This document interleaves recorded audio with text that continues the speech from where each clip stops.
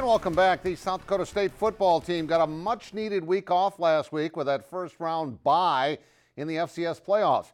Now they host Duquesne this Saturday on what looks like another cold day, but it's another home game for the Jackrabbits, who are undefeated in Brookings. Players and coaches are thrilled to have at least one more home game at home, especially the seniors. I know we're excited. We love playing here. The record at home is great. The Jack fans are unbelievable, so we love to play in front of them. It's something we're looking forward to. It's going to be a good time. It's definitely a bittersweet feeling, just especially going out on senior night, knowing that, that could have been my last game. Fortunately, it wasn't, because we came out the winning, came away with the top 8 seed. But just thankful for the opportunity again. So. When you have senior day and you think it's potentially your last home game in your stadium, and then you get another one, you're guaranteed another one, I think it's really special. I think it's also very special for our fans who've been so great this year. And we're talking true blue fans and weather like we've had for the USD game. And for this playoff game Saturday as well, who knows, they might even get another home game at Dyke House Stadium if all goes well on Saturday. Well, last year, the USD football team made its first NCAA tournament. This year, it's the volleyball squad, and they certainly finished with a flurry after beating Denver on its home floor for the Summit League postseason championship. And they beat the Pioneers, who also got an at-large bid after an undefeated conference season. But the Yotes were certainly the best team when it mattered the most, as they continued to improve throughout this fall.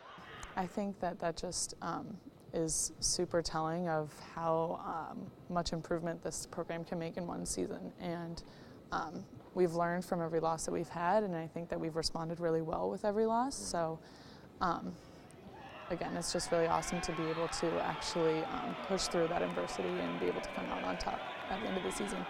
To sweep 8 of our last 9 opponents, throughout the regular season, that said a lot about what this team was doing and what they were accomplishing and how much better they were getting. To know that we're the first team to do it for the University of South Dakota is an incredible feeling, and it's surreal.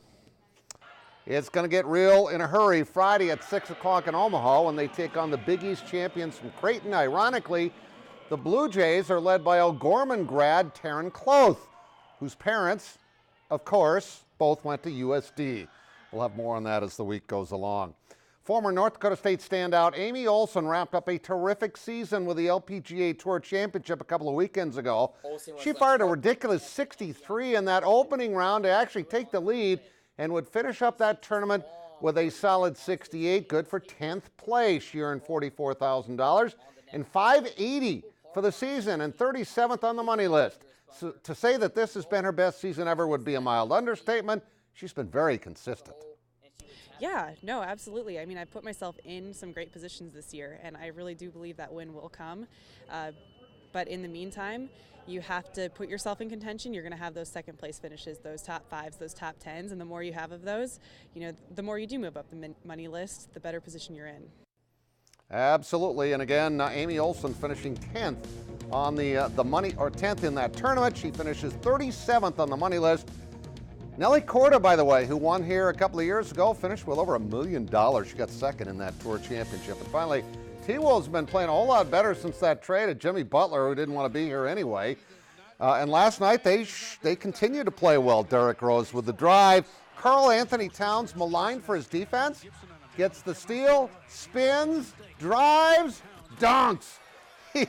He went the entire distance with 21 points, and Robert Covington, a guy they got in the trade, he's a great defensive player, led them with 24 as they win 102-95 last night. They improved to 10-11. And that's sports. We'll all be right back.